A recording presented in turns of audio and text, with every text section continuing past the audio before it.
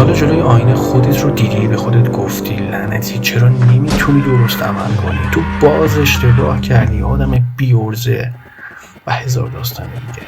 حقیقت این صدای درون دشمن تو نیست. مغز ما طوری طراحی شده که با خودمون سخت بگیره، نه مهربون باشه. ولی راهی هست که این چرخه رو متوقف کنی و خودت رو دوست داشته باشی. من وقت بده، در مورد این موضوع کلا نظرتو عوض میکنم. چند روز پیش یک پروژه بزرگ داشتم، فکر میکردم باید عالی پیش بره، اما اشتباه کردم و نتیجه کارم خوب از آب در نیومد. همه چی یادم اومد، حتی صدای ذهنم. تو همیشه همینجوری هستی، هیچ کاری رو درست نمیتونی انجام بدی. اولش واقعا ناراحت شدم، احساس شکست و تنهایی کردم، چون واقعا گند زدم و اصلا اون چیزی که میخواستم نشد، اصلا اونجور پیش نرفت. بعد یادم افتاد چیزی که خب باید یاد میگرفتم که چجور با خودم مهربون باشم و به جای قضاوت حمایت کنم خودم. وقتی تمرینش کردم نه تنها احساس بهتری کردم، بلکه دوباره شروع کردم و نتیجه بهتری گرفتم. قصه عجیبی نیست، واسه هممون این قضیه پیش اومده، ولی بخشیش داره غریزی پیش میره و ما میخوایم به اون بخش از غریزه آگاه بشیم که عملکردمون متفاوت بشه. مغز ما طوری طراحی شده که خطاها رو بزرگ نشون میده و تهدیدها رو پررنگتر. ما با خودمون سختگیری میکنیم و مهربونی کمتر میکنیم. این باعث کاهش اعتماد به نفس، استرس و کاهش انگیزه ما میشه.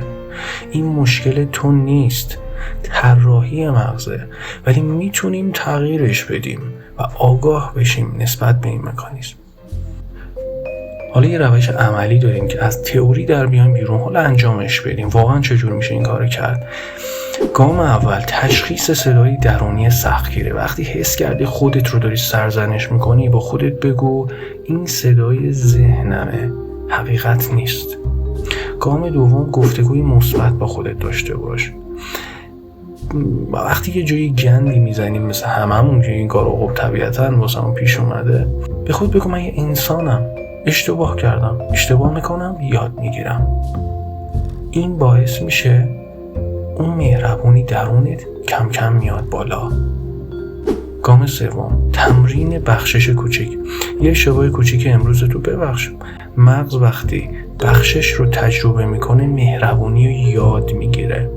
خب و هر روز 3 مورد از خوبی‌های کوچولوی خودتو بنویس. مغز به جای تمرکز بر ضعفامون به قوت‌هامون، به موفقیت‌های کوچیکمون توجه میکنه و کم کم از اون حالتی که کلاً ساختار اینجوری از بچگی در ما تعریف شده و هست تغییر میکنه.